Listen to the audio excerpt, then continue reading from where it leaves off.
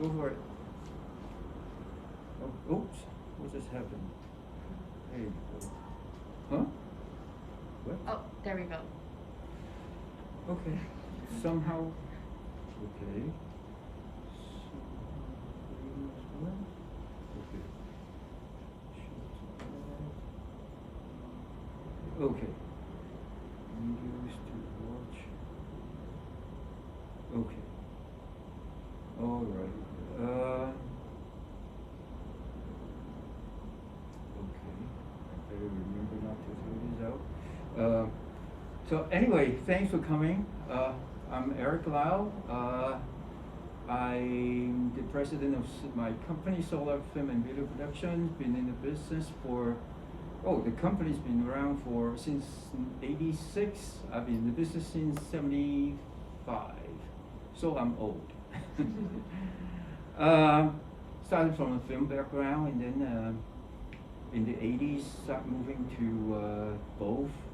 And then, of course, the last 15 years almost 15 years is all video now. But before that, video is just not there.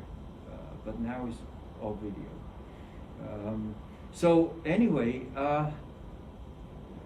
the reason of this workshop is to give you guys an idea of how to make a film, independent film, low budget film, efficiently and professionally.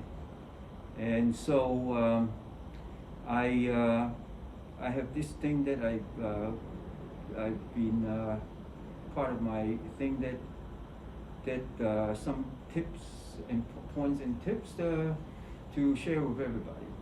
So actually, I'm sorry, what's your name? Leah. Leah. Tell me a little bit about yourself. Oh yeah, I grew up in like 2 different countries. Okay.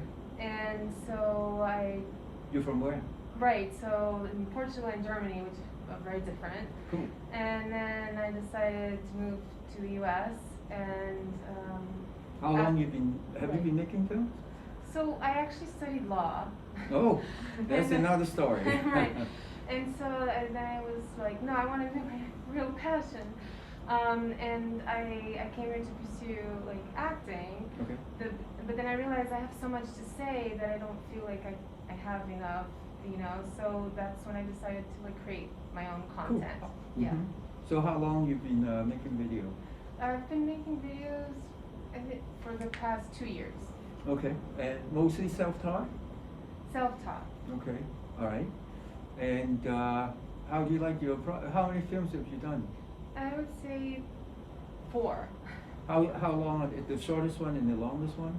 The longest one was 20 minutes, and the shortest was a poem video, 2 minutes and a half. That's good, just, yeah. And are they just drama, are they music video, are they dance film, are they documentary, what are they? One is drama, and the others are comedy, and then the poem, I don't know which Okay. would classify that. Mm-hmm. How do you find the experience? I mean, Yeah, is I find it like very good to express learn. itself?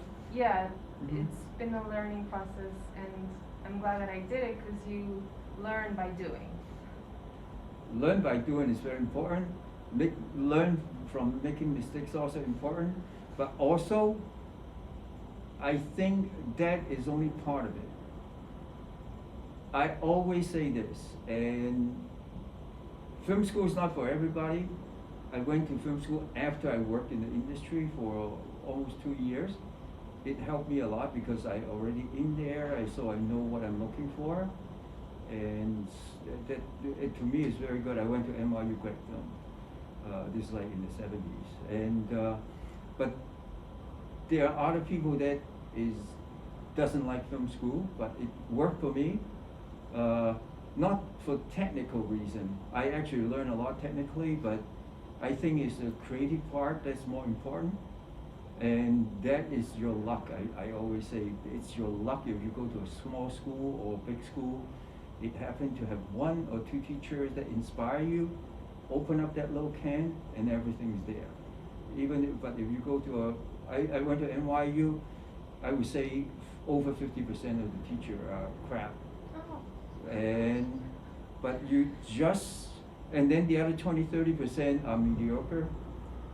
But then you have that two teacher really helped me.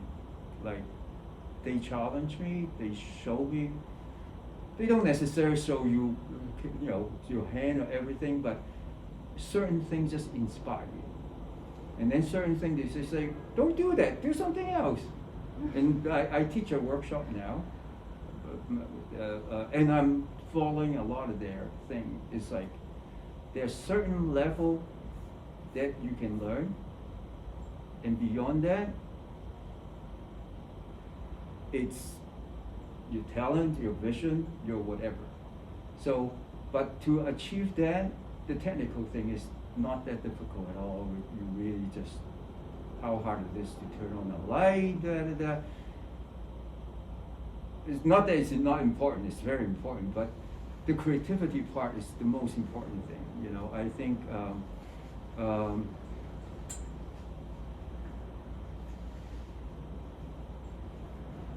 you learn the basic rule, the basic aesthetics, yes or no.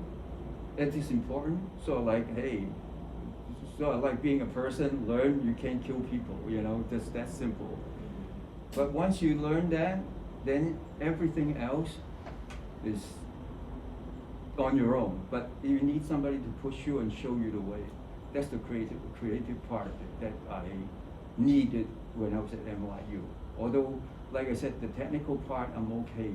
I'm pretty okay at the time. But it's the creative part that they show me that really helped me a lot. So I'm trying to cram a bunch of little things to, particularly for younger, less experienced young filmmaker. I see a lot of them make mistakes, being too ambitious, being too artistic, being too this and that and that, and trying to give them a little framework how you can do something. Don't sell your house. I have people who took my workshop. This is like 5 years ago. He's so impressed, lucky he has some money. He's a dentist by trade. And the next thing you know, he got a red camera, very expensive, and a bunch of really expensive light, and say, can I do my exercise? I have a house, I have a basement, can I do some exercise? I said, you just spend about $50,000-$60,000 to do little experiment. He said, yeah, but when I'm ready. I said, yeah, when you're ready, all this equipment are outdated. Right.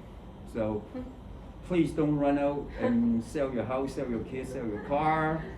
That's one of the things, So that's the whole idea of how you can start and give yourself a framework and do something effective and creative, and yet not, kill yourself and wasted your effort and your money and your time, as well as the other people's. So let's start. I have 15 points to make indie films creatively and smartly. The first one is the most important.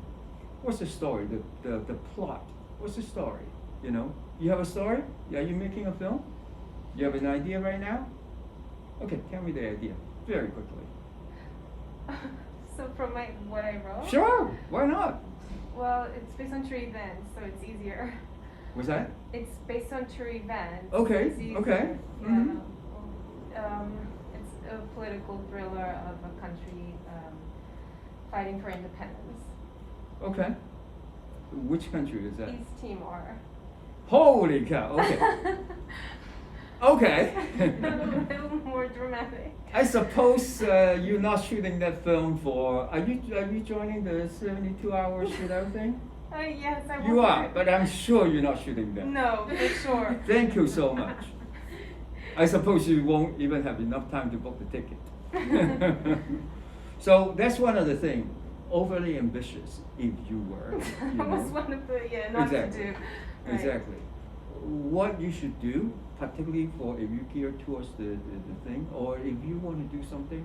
I don't know how dear that idea to you, that frame, that story.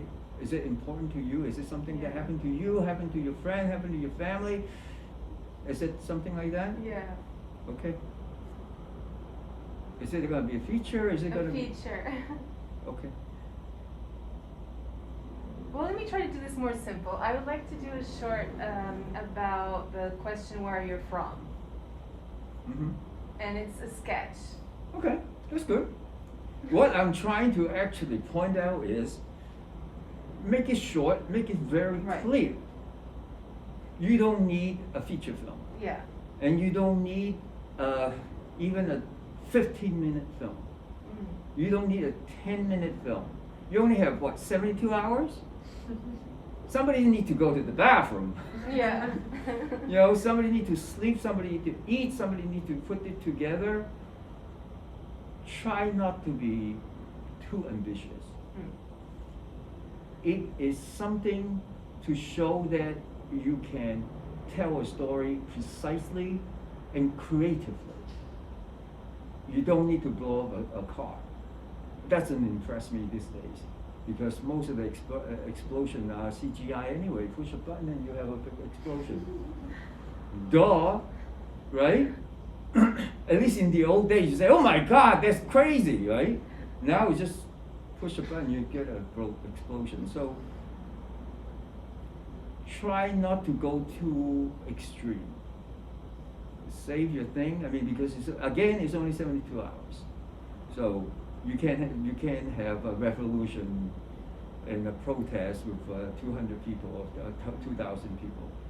Think small, but think creative.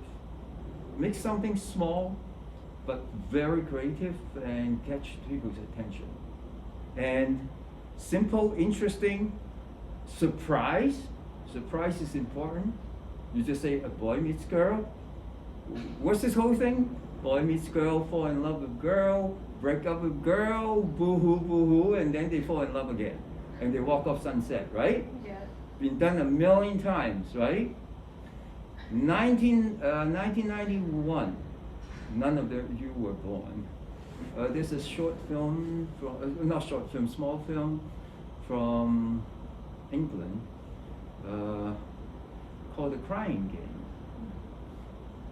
Become the first small independent film that become a big blockbuster here. Huge blockbuster. Never seen something like that. It is a boy meets girl, boy fall in love with girl, boy breaks up with girl, and boy fall in love with girl again. Except in the middle of it, they tell you that the girl is a boy. Yep, go get your expression, right? And all of a sudden, the whole thing changed. The whole thing changed. I actually had a much more crazy reaction when I was in the theater. It's very dramatic. The review was extremely dramatic. I was semi-dosing off this nice story, but nothing I haven't seen. I like the director, Neil Jordan. But it's nice, until the review, I jumped out of my seat. My wife had to pull me back down because it's very dramatic. And from that point on, everything's different. Everything's different. So, you see, it's basically a same story. Somebody's falling in love with somebody else, a boy meets girl over there, except the middle part, you do a little twist. And everything's different. A lot of film are like that. There's nothing new under the sun. But how do you reinterpret it? How do you put new element into it? That's why in the old days you have like 5 cookbooks on the shelf, but now you have 500,000 cooks and cookbooks, cooking programs on the internet, and because you still have the same ingredients, but how do you mix it together and have a new taste? That's the whole thing. So don't do the same old BS boring thing, think of one little something interesting. And the film should not be, don't even have to be 15 minutes. Don't even have, I've been a judge for this quite a few times now. You have like 15, 20 minutes, 20 something. What are you doing? Do a film less than a minute. 3 minutes, 2 minutes, 1 minute, less than a minute. I saw a film 50 years ago, or 50 years ago in Hong Kong, short film. The film has no sound, around 45 seconds, and it's burned in my head up to this point. And it's just about a kid in the apartment. Nobody cares, it's hot, the apartment doors open, and the kid's playing a ball, and the ball roll out the apartment. The mom is being noticed, and so he ran down the flight, 1 flight, 2 flight, and then 3rd flight, and then at the ending he stopped and slowly walked down. He saw the ball, and then the ball was stopped by a dead body. But this kid is like 4-year-old, 3-year-old, never seen a dead body before. So he just slowly approached like, and then squat down in front of the dead body like, what is this? What is this? So then all of a sudden the mother is upstairs probably like screaming, hey, where are you? Come back, And he just, get up, grab the ball, and then saw a little ball, a little blood on it, wipe it on the dead body, and ran back up. And the camera just stayed with the dead body. You hear the up, and hear the boom. And that's the end of the story. One brief moment of a young life and the end of life meet. One little moment. That was it. Not a single word. It was very interesting, isn't it? Brilliant, yeah. Those are the things, if you can have just tell a very interesting idea on a staircase, 2 people, well, one you don't even see the face, and that's that. Do something interesting. Tell a very clear, interesting idea with a little twist, with a little surprise, you're done. Don't give me the car chase. Right? So, for that, I'll just show a few here and there, little short ideas. And here, we can see, right? Yeah, if you can click off that. Of course, this is a little bit primitive, so let's, the sound has to be here, so I'm just gonna play.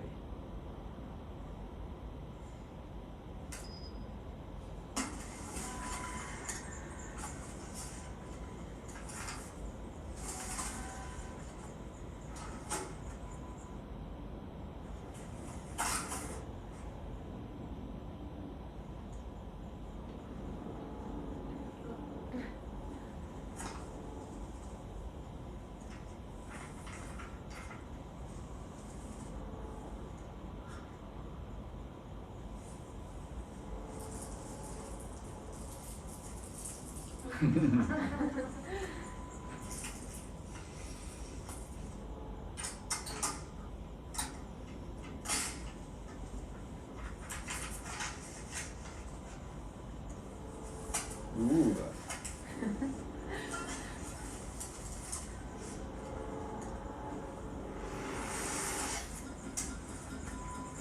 Oh.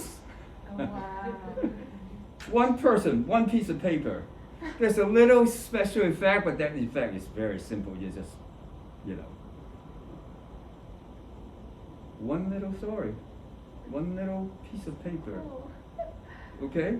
Something, and you can tell a story, one event, well told, right? So, you see how fast you can shoot this? Probably in 2 hours even, And there's no dialogue, you don't even need sound, right? Yeah.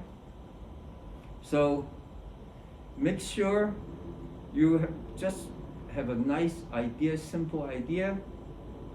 Tell me something I don't know, I haven't heard before.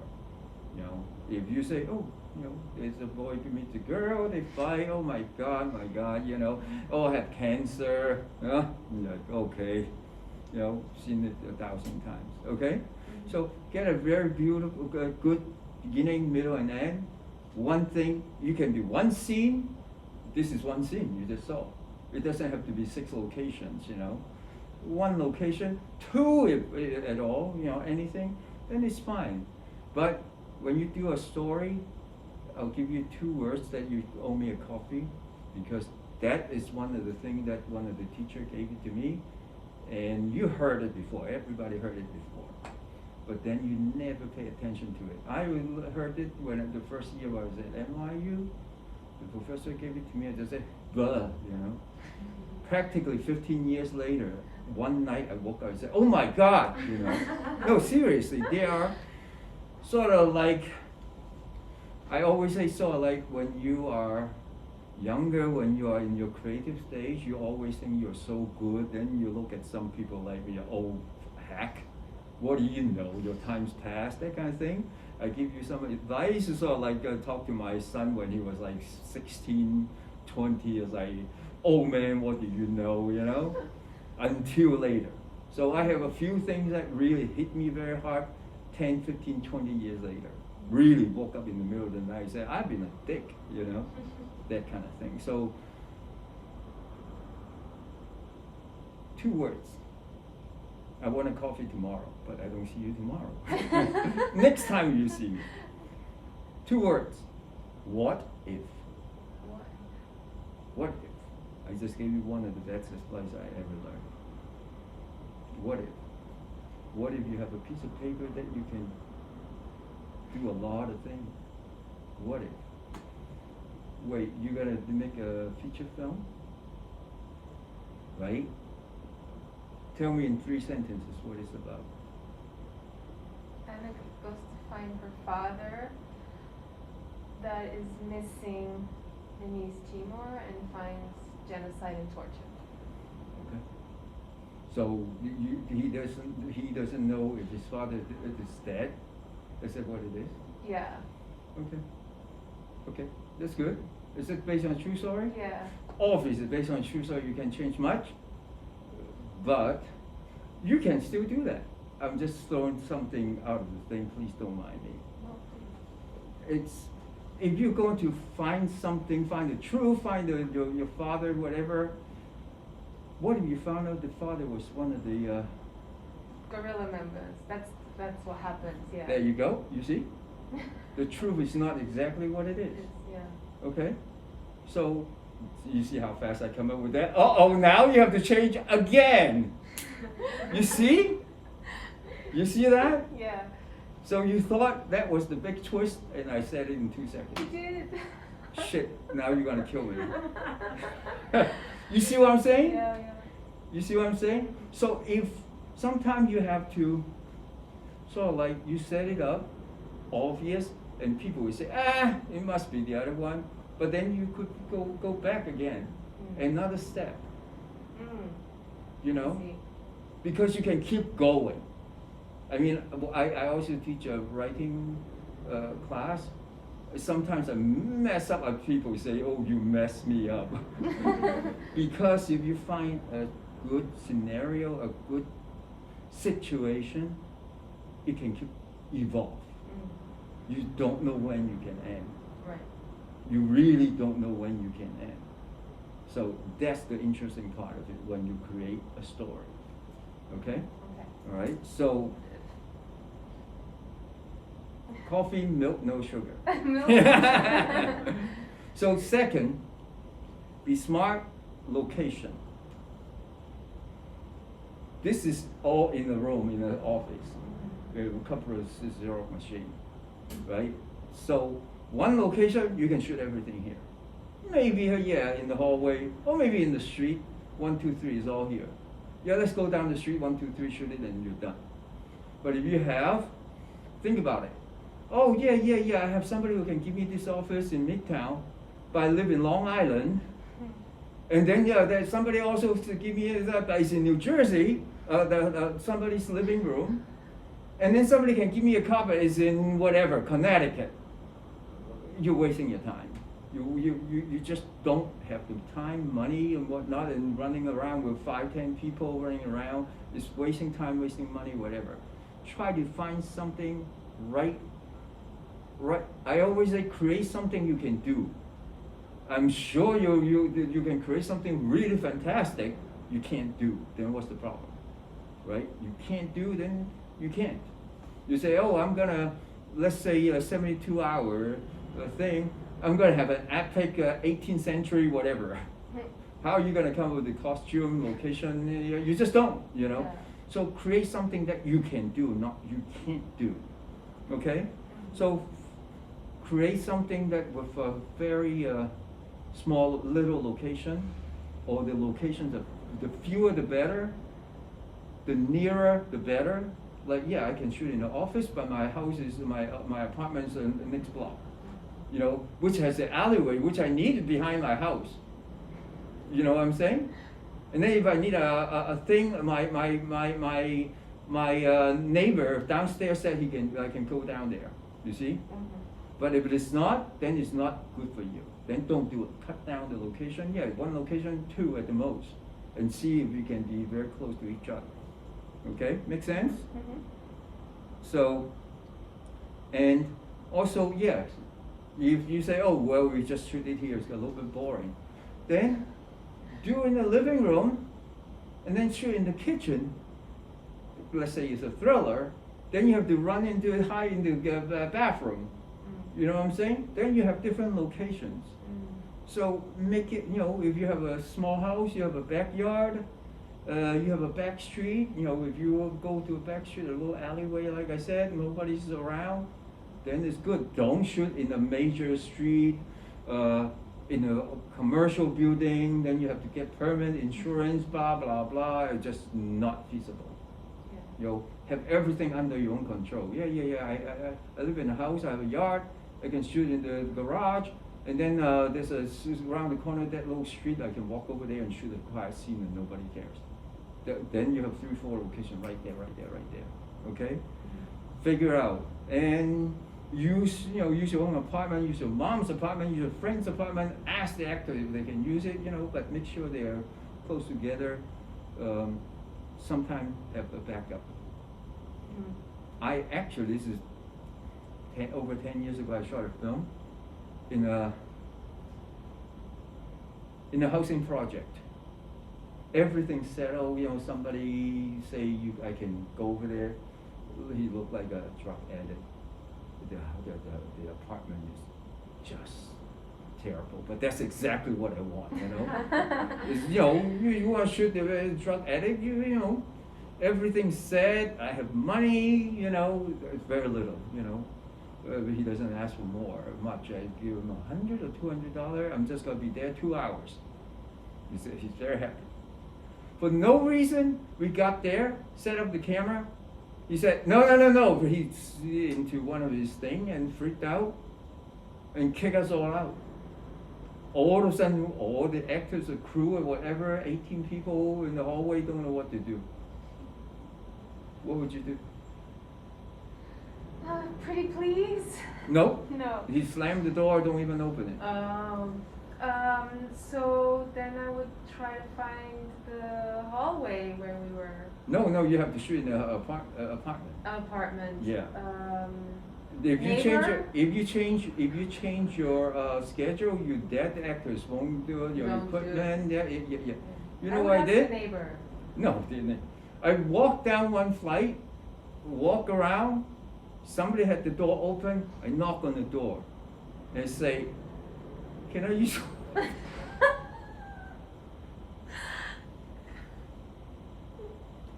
You know what? Not just I found one, I found 2. Wow. So I was supposed to go to another place to shoot another scene. I just walk in there and start shooting. Wow. And I didn't even have to go to the other one. I canceled it. You know, so being a producer as well, you have to know how to charm people, how to kiss them, how to, you know, like, yo, can I come into your place? I need a place to shoot. You know. Yeah. I was able to convince 2 apartments right then and then. So in the film industry, sometimes it's about connection, not just your stories. You have to connect with the audience, but you have to connect with your crew, connect with the actors. In this kind of case, you have to use your charm, use your whatever to solve your problem. You know, I often told this story. This is like 10, 15 years ago. I did a big commercial with car commercial, and we started at 3 o'clock. We're supposed to shoot the car in the sunrise in Brooklyn Bridge, the crossing of the bridge. And I have like almost 100 people, crew setting up the camera crane and all this. The car, very expensive, the only car in the world. At 4:30, somebody crashed the car. So, you know, those are the things. What can you do? What can you do? Make a decision how you save your project. You know. So those are the things. So if you can control less people, less location, less complicated, makes the story much easier. So I like this, 1 person, 1 piece of paper in 1 location. So make it easy, okay? So also too, yeah, just in case, if you have the location, make sure you try to find those that's easy to go, that you can, you know, have subway. Don't say, well, it's in Long Island, you have to take the train to the Long Island Express and then take a bus. Nobody gonna show up. Yeah. Okay, so find something. Why is it keep clicking? Wait, what's going on? Cancel. Okay. So same thing with the cast. Don't have a cast of 1,000. 1 person here. 2, 3 at the most. Make it simple, make it easy, scheduling, You know, I had experience of shooting something with just 2, 3 people. 1 actor show up, shot a few scenes and never come back again. Lunch. Then you have to say, okay, I just have this location. What do you do? What do you do? You figure out. I finished the film. I have 2 more scenes with him. He didn't show up, so I figure out how to do without him. Right. So you know, so less people, the better. You know, less rehearsal time too. less people to, you know, buy a pizza. You know, right? Less rehearsal time, less people to deal with. You know, if you shoot this, you're good enough. You know, just you between you and the actor and a piece of paper. You know, Right. so also too, a lot of young filmmakers don't quite know how to use the film video medium yet. You just talk a lot. You know, I love you, I want to marry you, we run away, we this, everything is telling me. Yeah. You go watch a movie. You go watch a movie. I said it a million times, it's funny, haha, but I said if you go to a movie theater and you close your eyes and you can understand the whole movie, that's called radio. Right? Right. It's radio. It's not the film. Yeah. So don't waste the other 50% of it. How can you tell a story without, this doesn't have a single word. Yeah. How can you tell a story without any word or very little word? Very little word. I made a film 24 at NYU the first year, 24 minutes. I only have like maybe 4 or 5 lines. I didn't even need them, but I put it in there sporadically just to remind people this is not a silent film. And I don't have people, and a lot of people say, okay, you know, I do a very, you know, visual film, no dialogue, and then they go, that's stupid. You know, that's stupid. It's not Charlie Chaplin anymore. So that film was all in situation that you don't need dialogue. But then again, I hate to say, a lot of independent film, they're moody, and then they always follow somebody walking in Times Square for 15 minutes. You know? Very moody, you know. Please don't do that either. So, but can you write a story, write a scene, or whatnot, but don't have a lot of dialogue? or don't know dialogue at all, use the visual aspect to tell a story, and that's challenging and interesting, right? Use those. Don't keep saying everything. Two people walking and talking, and then go home, sit down, and talk some more. Go to bed and talk some more, and then they split up in the morning. Right. So please don't do those. Those are, and those are the things that you think about. Like, oh, am I doing the same thing? Like, when I look at a film, I always say, okay, tell me something I don't know. Tell me something I don't know. What if? Oh yeah, if this is filmed like that, yeah, what if? Do I have to say this is this way? What if? So,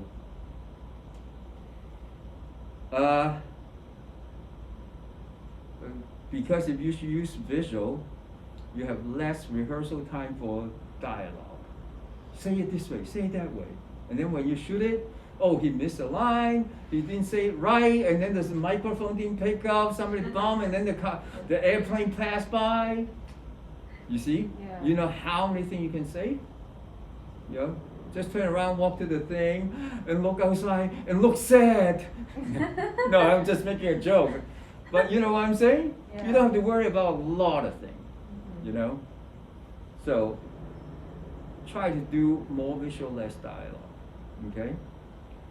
Last night scene, please don't go, exterior night in an alleyway. You have to pull out a lot of cables or whatever, and you only light one part of it because they have the lights are very small. You can only light one part of it. It's too much. If you can't do it, you can't do it. There's a simple way. If you're shooting something at night, you have to, then go to Times Square. They have tons of light. But then if unless you have 2-3 people and you can just walk and talk quickly, then it's fine. If you have like 25 people, your crew and your actors, then it's a mess. You can't do it. You need a license, and, permits and all that, So unless you have a place that you have a lot of light, natural light, then don't do so much night scene, even inside, although now the camera is very sensitive, but if you really want to light really nicely or very moody, then you have to do your own lighting instead of just turn on the light and shoot. Then do less night scene. Do day scene, open the window, have it fill up, and you don't have to light so much, So, and, but then if you shoot daylight, I teach, my workshop also teach lighting and stuff too. But one of the problems is when you shoot outdoor, bright sunny day, then it's difficult to shoot too. You need to know how to handle direct sunlight because either it's all terrible shadow, or you burn out, or you're underexposed, and or the background is completely burned out, or vice versa. It's difficult. So knowing how to light or shoot is always good too. Come to my workshop. Huh? Yeah. This comes to both ways. Less interior, more exterior because it's natural sun. But the other way around is if you shoot interior, it's just you and nobody else. You don't have to worry about people in the car, unless you have a small little alleyway, But if interior is easier to control, exterior, unless it's a very, very quiet street, then it's difficult to control. But then it's less worry about lighting, it's bright enough, So,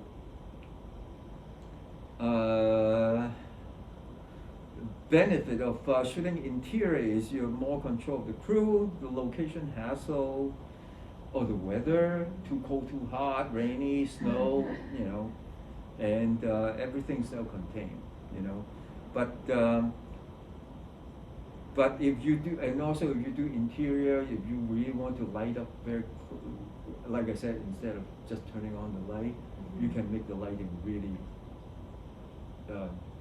special, moody, more production value, And when I write short thing for whatever purpose, I always say, please just don't have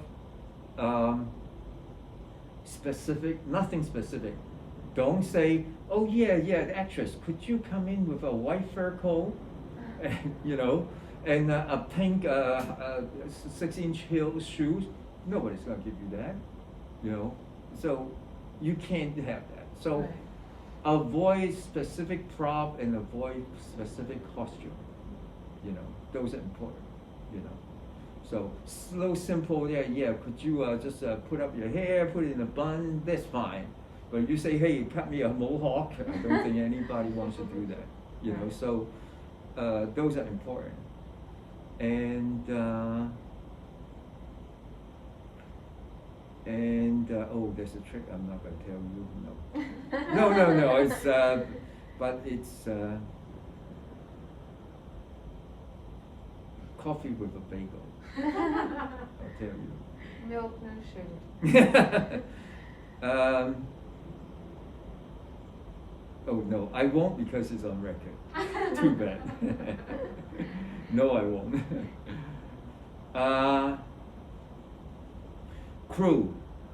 You don't need 20 people, 30 people, 15 people. If they're good at what they do, 3 to 5 people at the most you'll find. 3 to 5 people. I have shot once, it's just me, between me and the actor. The film that I sent to NYU for acceptance, my portfolio, I shot with Super 8 camera, one afternoon, 2 hours. It's me holding the camera and one actor. I shot it in 2 hours. I don't even have a script, I just have an idea. And I shot a film that's a bit, what's it called? Twilight Zone. Okay. So I am the other character. So I use, the camera as a point of view, and I use my shadow, and use my hand. For occasionally you see this other character. My shadow, my own shadow in my hand. And I shot it in 2 hours, sent it to NYU. People send in big portfolio, Yeah. I sent a little reel, this small, 2 minutes. They accepted me. No sound either. Black and white, Super 8, 2 minutes. Yeah. And that film got an award too later on. Oh, that's so So, cool. simple idea. Simple idea.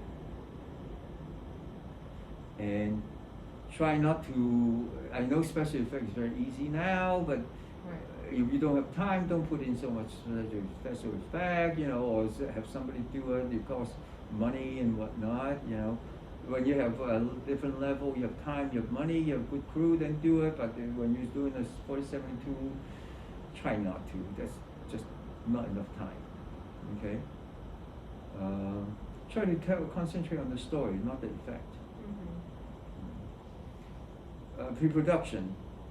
Try to prep as much as you can. I'm sure during the shoot something will go wrong, but the more you prepare, the better. Don't sleep. Don't sleep. Get everything done. Put your schedule, put your shots down, put your shot list down. If you can draw a little stick figure, storyboard, put it all up, list everything, a storyboard, a shot list, a schedule, put it up, and you follow it as much as you can. Something goes wrong, you go, oh, we do this first, now this thing, bring it down, change it. But the more you prepare, the better you are. Rehearse if you can. If you don't, what can you do 72 hours? So like I said, if you have to rehearse tons of dialogue, you wound up gonna be in trouble. Master list everything, daytime equipment, actors, rehearse the more the better. But if it's not, if it's good actors, you don't have enough time, then give them the key points and have them improvise. 1, 2, 3. Say good. Say it like this. Let's shoot. Good. And slides. Oh yeah. Don't forget. Food is important. When I first do my a project we were so poor. Somebody gave me $1,000. This is like 35 years ago, and video is crap then. I shot 35 millimeter. Oh, nice. Yep, the budget is 1,000, and I use up all my connection. I got a very big studio. I got a huge backdrop. I got a hairstylist, and I have a makeup person. I have a costume designer who made me 27 costumes. I have 9 actors. I have somebody music. I have somebody built a set for me, beautiful set for me. The whole thing, 1,000. At the time, I show it to different people in the industry. They don't know anything. They thought it was between 100 to 50,000 to 150,000. Because I can, make it cheap, but make it look. It was done very cheaply, but done very well. Right. So it looked very good, and Yeah. nobody knew the budget was 1,000. Because of that, I was so poor then. But because of that, my next project a few months later was Donna Karen. Oh. You see the jump, So, and then a few months later, I got a big project that opens up to a lot of things. So, think smartly, Yeah. You don't need to go crazy, $1,000. I'm very proud of it up to this day, It was 1985 or something like that. 1,000. I have dolly, I have track, I have a small crane, everything. Well, one thing is I won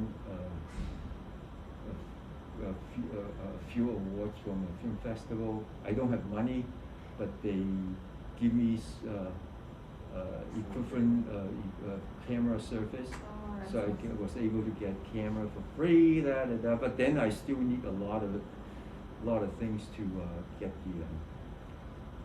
the camera, get the actor, get the costume, get everything. But food, I don't have enough money. I don't even have money for catering stuff. And I pay everybody very little, like $50, $75, that kind of thing. So everybody got a little something.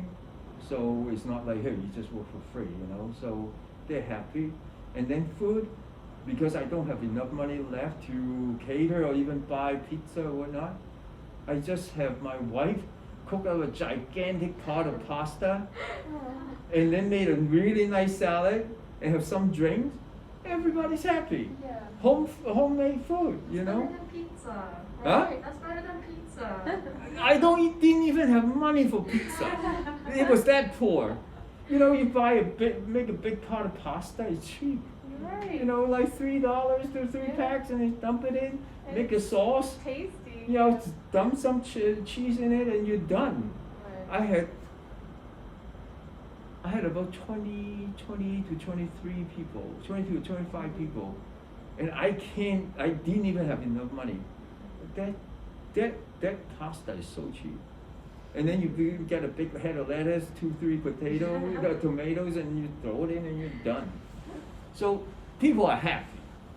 Keep the crew happy. Yeah. And in a cheap way, it's not like I had one time, I was shooting a commercial 35 millimeter feature film. The producer is so bad. We shot 2 weeks before the end. They said, bring your own lunch. I actually turn around and tell, after they say, yep, we're not paying, we got paid so little. And I turned around and told my crew, I said, tomorrow, nobody come on the set. We're not shooting. Don't come on set until I call you guys. And I turn around and say, wait until you have money, then you call me. Yes. I said, we work so hard, Yeah. 15, 18-hour days. You can't even feed me. Yeah, no, that's beyond. Exactly.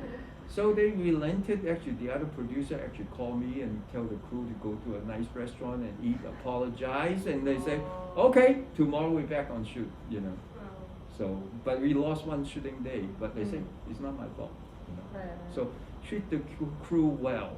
You don't have to bring them to 4 seasons, but, but you know, those make cheap food. Yeah. So, pre-production, yeah. Oh, schedule. Do a schedule so that you know, hey, 8 to 9:30, I'm doing a big scene, and then the next scene, But also pad up the schedule so that in case you mess up, it's like, oh, I only have 20 minutes per shot, you know, and then you mess up, oh, I don't do so many shots. You know, combine some shots. Don't always say cut to you, cut to him, cut to that, that. No. You don't have time, get a wide shot. You know, you can combine 3-4 shots into one shot. Don't just cut, you know. Make it a little simpler. Be more creative, you know. And also tag your show your schedule so that, like I said, if something goes wrong, you can say, okay, yeah, I'll just get rid of 2 shots, I just combine the shot in a wide shot. Then you back on track. You see what I'm saying? Yeah. Instead of like, oh my God, I still have 4 shots. Don't have 4 shots. You know, put the camera there, see all 3 of us instead of cut, and then a wide shot. Just use a wide shot, all 3 of us talk. Then that's it. You know, so have enough to pad sometime that if something goes wrong, you still can squeeze, you know, combine shot, and then have enough time, you know, to protect yourself. Okay. Yeah. And food, yeah, I already said, make it cheap, simple, make it whatever. Equipment, less is more. Right. You know, less is more. For those kind of things, you know, a couple of lights, one camera, a good microphone. If you don't have wireless or loud, just get a good shotgun, you're fine. And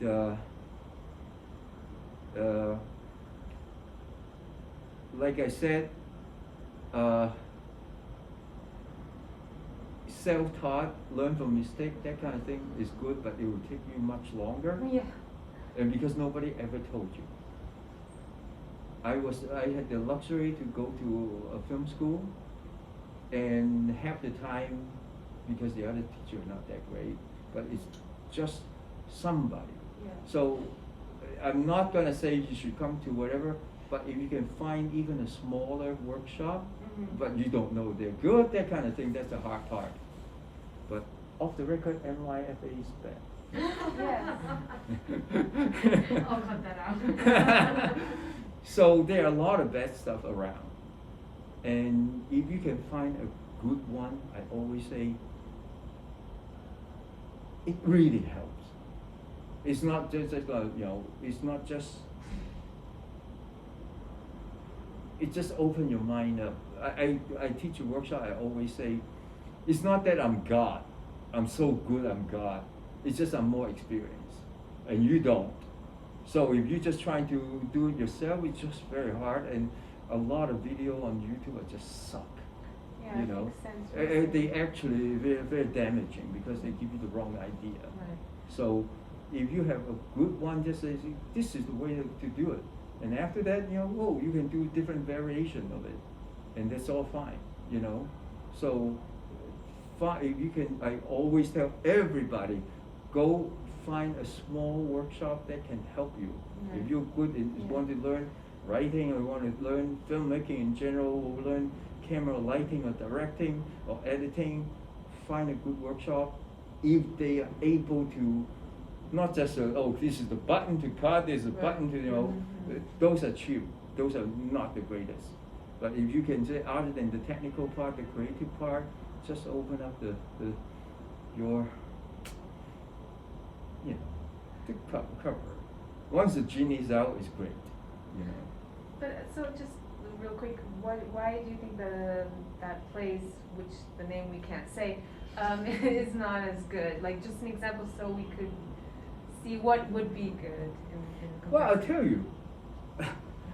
A few years back, I had 2 interns who taught there. Okay. They just graduated from NYU or other school. They're smart little kids. but they're not in the position, smart enough or experienced enough to teach. Okay. And I used to know, I have a lot of people who came to my workshops. It sounded like I'm a competitor, it's not. And or I have hired assistants, and I have a lot of time I have interns. A lot of them that went there, I don't care if they go to the 1-2 week shop, 2 months, 1 month, or 6 months, or 2 years, or whatnot, got a degree. 90% of them they say they suck. Right. I see. And a lot of people say, wow, I was there for 6 months or a year. I'm here for 2 days. I learned 10 times more. Yeah. And that made me very proud. So they don't know the It's- specifics. I see. It's really sad that for places that charge so much. So much. And it's not just them, there are a lot of them. The reason I taught my workshop since 13 years ago is because I had there was summer, there were 2 interns who came and just graduated from NYU, the cinematography major. So I happened at the time they still have those pocket cam, pocket cam. You remember that thing? I just want to sell it on Craigslist or whatnot, or eBay. I just say, hey, take this picture, take a nice picture so I can sell a little bit better price. Yeah. 2 people, 4 years of film school, 2 hours later, and I walk into the room, they were using 4, 5, 6 lights, filters and all this, and they couldn't give me a picture. They couldn't do it. So I just said, oh, you know what, stop, turn off the light. I used one light, 10, 15 seconds, I took a shot. It looked beautiful, and they thought I was God. That's the whole thing. Are you experienced, or do you know what you're doing instead of messing around? I shot another film. There's a TV station commissioned me to shoot a short film, my story, and I hire a young guy too, just got out. I have my crew, I pay a lot more, but he wants to use his own crew. Fine, meaning he just graduated from NYU for 2-3 years, didn't do much. And he wants to use his own crew, and then it turned out to be all his classmates, whatever. Fine. It was about a guy who trapped in an elevator. I actually have a studio, and I built an elevator interior. And you can move the walls, the door, the ceiling. The elevator, this big. You know how long does it take for 25 people to light one guy in an elevator? You know how long? Give me a number. An hour? An hour? One guy in this little thing? I know, that would be insane. Half an hour.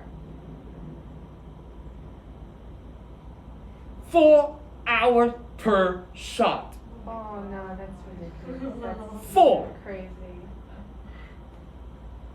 No. That's the whole point. Yeah, I see what you mean. Okay. Yeah. And he didn't go to NYU grad, he went to NYU undergrad. And I don't know which teacher it is, it's not practical. And don't use my film set as your exercise. Right. He had no idea, set it up, it doesn't work, and you take it out and do something else and do something else. Every shot's like that. It's just, there were a few times I actually had to take over. I was shooting at a Chinese takeout restaurant. I got it for 4 hours. I said, oh yeah, you open at 11. I can come in here at 8. I give him a couple of $100 and just shoot 3 scenes. They said yes. I said it's a very small film, and I have 20-some people, and I didn't even bring 20-some people. I just bring about 8 people, and I have just 3-4 lights. The guy took 2 hours, and I haven't started shooting. And the boss came in and just saw 7-8 people and 3-4 lights and thought it was a Hollywood production. He really thought I just come in with a little camera and shoot. and just try to kick me out. I said, no, you said there's a little thing, no, get out. I just say, I can't because I would lose a location, equipment, schedule, actors, everything. Yeah. So I get into my producer's head and I negotiate it. I say, we haven't took one shot yet at all. So I said, 3 scenes I have. I said, you know what? I'll leave here. You kick us out, we still have to take down the cable, the lights and everything. It'll take half an hour. Can I give you to say this? We will leave in half an hour, but we will shoot the 3 scenes within the half hour. So it's still half an hour anyway, and I'll pay you too. Okay. I said, okay. So the first thing I say, excuse me, step aside, I'm taking over. In half an hour, I shot 3 scenes. Wow. Alright. And packed everything in that one. Wow. So, that's what I said, it's about experience. And this kind of a 72 hours thing is very good exercise. Yeah. Don't go crazy. Don't do do something unusual, but set yourself up in a very simple, clear everything out. What am I gonna say? I can always come up with little idea like this that we can do in 1 minute. 1 minute, maybe 1 or 2 actors, and come up with a story, any story, but then you can do the twists and turns and then, do something simple. And that's why you tell me one story, I can bounce off and then you gotcha, remember? Yeah. That kind of thing, you need that kind of spirit and that kind of energy. Yeah. You don't need to go fancy, big, whatever. At the same time, don't do boring things too. Right, of course. One simple idea, 72 hours, you have plenty of time. So, and I think, is that it? I never understand why. No. Where's my arrow? Oh dear. Cancel. Oh yeah. Be very prepared, I said. Be very nice with the crew, with the people you work with the actors. Particularly with this, sometimes you crew together, right, on the spot. Just be patient. Sometimes one person might not be as experienced or might not move as fast. Don't lose your patience. And be able to adapt. Like I said, the freaking car crash, or the actor didn't come back after lunch. Be able to adapt. That's really important. The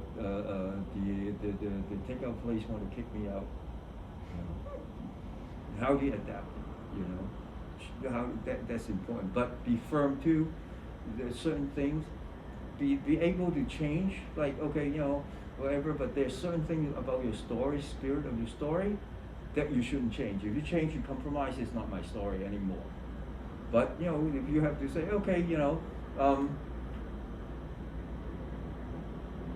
I can't shoot in a coffee store when you propose to me. Do it in your bedroom, do it in your living room, do it on the street, that kind of thing. Be able to compromise, but not compromise the spirit of the story. Yeah. Mm-hmm. So, and also too, if you don't know, sometimes on set, even me after so many years, sometimes you got sidetracked or whatnot, all of a sudden you lost your concentration or you lost your marbles, or they say, sometimes you just got lost. Don't mind open it to a couple of people on your crew, mostly either your producer or your cameraman. You say, hey, I really want to do this, but I don't know where to put the camera, or I don't know, like say, If you want me to shoot me talking in front of this screen, but the screen is so bright, I'm gonna be all dark. I don't know what to do. You know, ask your cameraman. Maybe your cameraman say, hey, well, why don't we just get a little bit slip of that and then get a wide shot over there? That give you some suggestion. Don't mind. Open up, particularly even in a big set, movie set. It's important to find somebody you can trust. When you're at a loss, pull them aside and say, what should I do? Okay, what should I do? Okay, somebody that you can trust. Okay, but then this is the last thing, and it's really important as a director. Should I say it too? I will.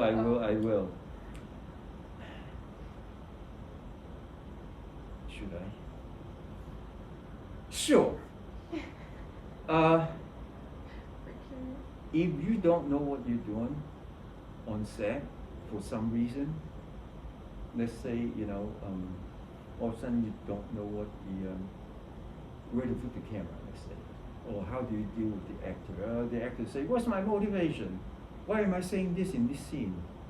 Why? You have no idea, let's say, your mind is just, or the camera, you don't know what to do, the sun is glaring into here, you put the camera over there, you don't know what to do. You have no idea what to do. What do? You should not say that you don't know. What do? Act like you know it. Yeah, that's a Then how do you do it? right. Because you don't. I would try to come up with some answer as if, okay, in this case, the actor. I would say, I'll give you the honor to figure it out. This is, I'll tell you what. First, yeah, it is important, particularly you're in a bigger production and whatnot. Don't act like, I have no idea, oh shit, no. When you're on set, particularly a bigger set, if you ask too many questions to your crew, particularly openly, it's a true story. This is like freaking 20 years ago. Some really nice guy had a very nice story, got funding for $2 million. Very nice, wanted me to produce it. I was making so much money then, I couldn't. So his best friend, who I use as a producer, very capable, and his best friend too, produced it. After the shoot, they don't talk to each other anymore. And I talked to some other people that work on the film. The shoot is like a month, 5 weeks, 6 weeks, I don't remember. On day 3, he was totally isolated. Nobody gave a shit about it. Wow. Nobody talked to him. He was a super nice guy. He wasn't like throwing tantrums or whatnot. Right. You know why? Because he's so nice. And it was his first big project. He just said, what do you do? What do you think? I don't know. What do you. They say, well, I'm not the director. What the fuck do you want? Excuse my Chinese. Like, it's nice to ask, but when you do that too much, you lost confidence on everybody. Makes sense. So this is the trick I learned. If you have no idea what to do, ready? Throw the ball back to them. The actor say, why do I say this? What is my motivation? I don't understand what. They say, this is a scene, you come in here, you are to say you're divorced, but are you going to be angry? Are you going to be sad? Are you going to be, you tell me, what are you going to do? They say, well, I think I'm sort of sad. And I would say this to him. I said, that's exactly what I want. See what I mean? Yeah. Same with the cameraman. I have no idea, whatever. Say, yeah, you see the sun's coming in this way, it's glaring and stuff, what would you do? They say, well, why can't we change the camera over there? Yeah, good for you. You see? they're happy, you're happy, and you solve the problem. Not that you should do it all the time. Right. Because, oh, I just don't prepare, let them answer my question. Then you don't have your point of view, you don't have your style, you don't have coherence. Right. You know? Yeah. So, but in the nick of time, when something do happen, you know, you didn't sleep well last night, whatever, your wife just divorced you, whatever, and you're not thinking well, and something you just click, you just don't get it, do the reversal. Right. See, I said it, I shouldn't tell anybody. But it's a very, very, very important to hold the crew together. Right. Because I know I'm still the leader of the thing, I'm still, you know, the captain of the ship, that kind of thing. It's just, oh, I don't know. Why the heck do I know? You're the actor, you should know. Then Right. you're dead, you know. That kind of thing, you know. So now I'm just gonna show you one more little thing, and we should hold on. Ay, ay, ay. Okay. I will show this. I actually want to show two films. Oh, Weihnachtsfilm. Wait, oh, you're German. Yeah. How about that? Because of that, I'm gonna show it twice. No, it is. Hold on. Okay. Ready? See how? Okay. View. Enter full screen. Voila. Okay. I'll show it twice with a twist. This is.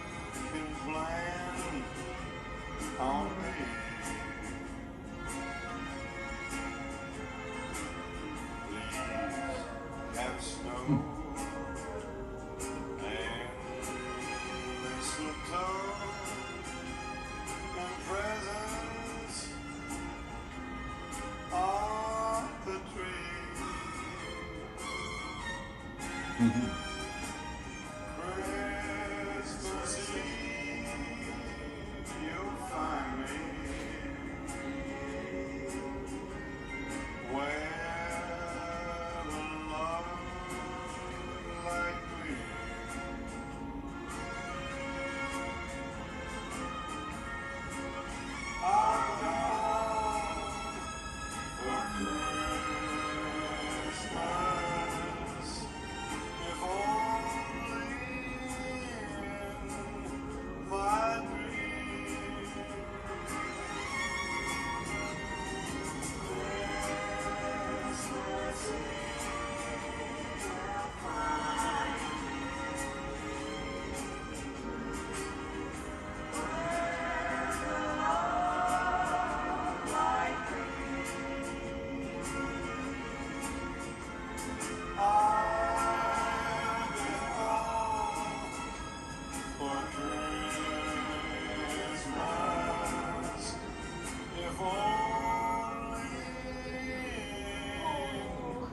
My dream.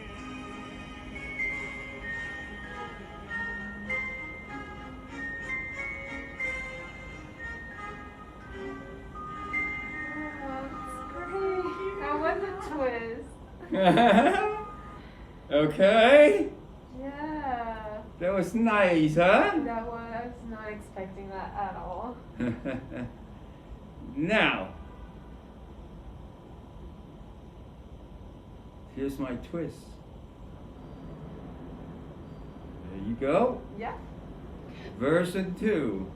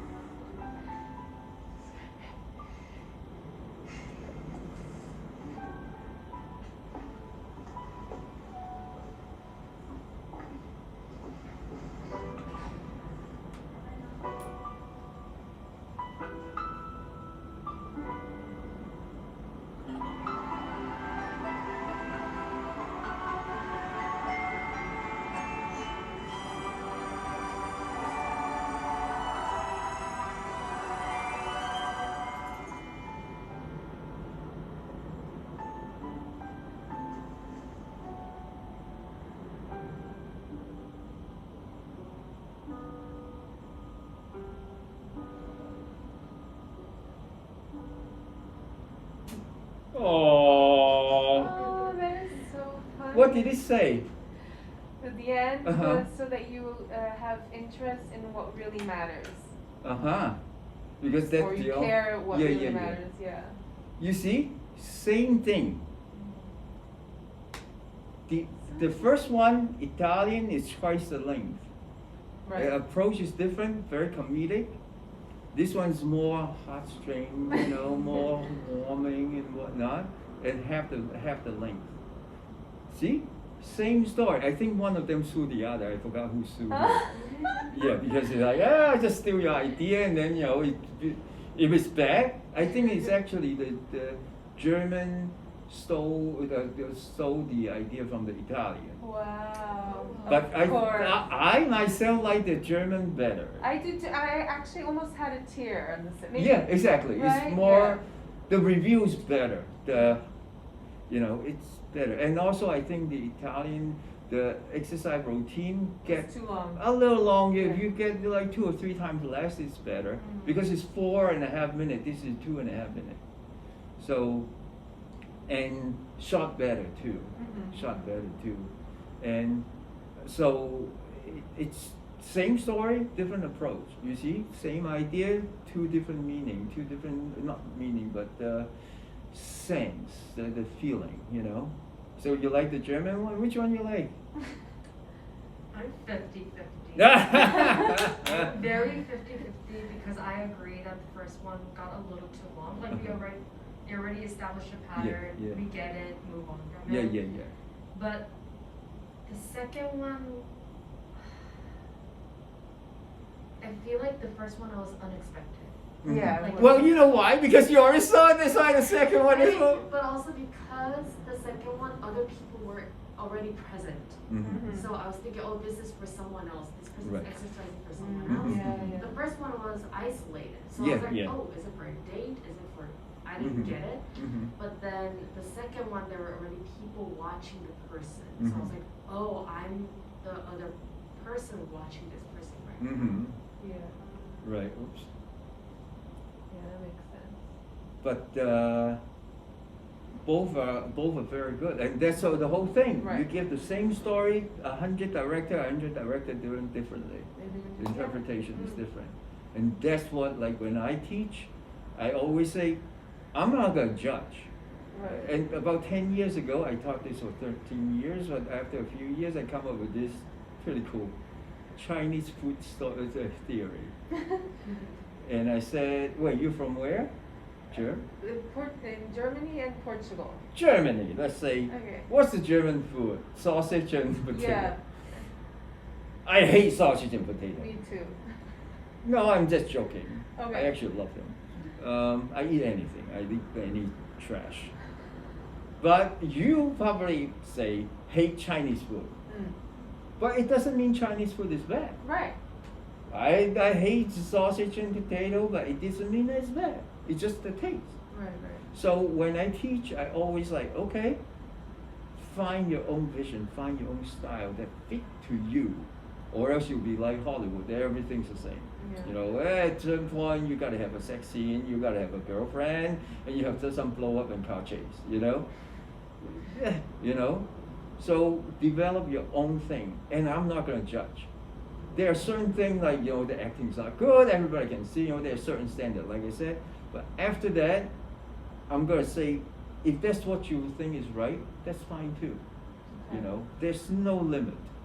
There's no limit. It's different, you know, because if you want to go really dark, I'm a very dramatic, darker story type of person. Mhm. But not that I can't watch a comedy and laugh, you know. But it would be the last thing I want to do a comedy, Right. you know. I see. So that doesn't mean comedy sucks, Mhm. you know. Although though I must say, I hate romantic comedy. Oh, okay. Because it's always the same. It's always Sandra Bullock, Reese Witherspoon, you know. But 10 years ago, maybe, and then maybe 15 years ago, there are only two. I hate to say, there are only two romantic comedy. I refuse to see it, and my wife actually had to drag me to see it. And after that, I could not stop talking about it for 3 days and tell people to see it. Only two, because it's different. One is, if you haven't seen it, go see it. 500 Days. I was about to say that. I swear I was about to say that. It's like, it's so different. It's a breakup, but the way it's told, Exactly. it's completely different. Exactly. You see? I It's was a just stupid about to little say that. freaking, you know, pretty Yeah. boy, pretty girl, Yeah. loving, and It's really breakup. what it's about, right? You know, I hated it, and I say, my wife dragged me over there to see it, and I said, okay, it starts, the light turns off, 5-10 minutes, I'll doze off. When the movie light turn on, I'll get up and go, yeah! You know, nobody knows. I watched the whole thing, I said, oh my God! I kept telling people how good it was. Yeah. That's the so whole true. point. Yeah. You know? And the other one was, what's it called? Enchanted? Is it called? Enchanted? Oh, okay. About Seen it? Disney! Of Like, all things, animation. Disney! Right. Yeah. It's just the reversal of, instead of like people, the prince or whatnot, they'll go into the cartoon and go, la, la, la. Is the cartoon princess go to real life in Times Square? It's so, Oh, I just have to that see it twist. now. Okay. Just that twist. And then it's like, she's in Times Square dressed up like this, go, la, la, la, la. People say, shut the fuck up! That is so Wow. refreshing, you know? Yeah. So you find something normal, and then the what if. What if? and it's like completely different. See? So there's no good thing and no bad thing. There's a basic value, but after that, you can do whatever the hell you want. That's how I teach. So thank you very much for coming. Thank you. Oh, Thank you. enlightening. So, where's the credit card? I know.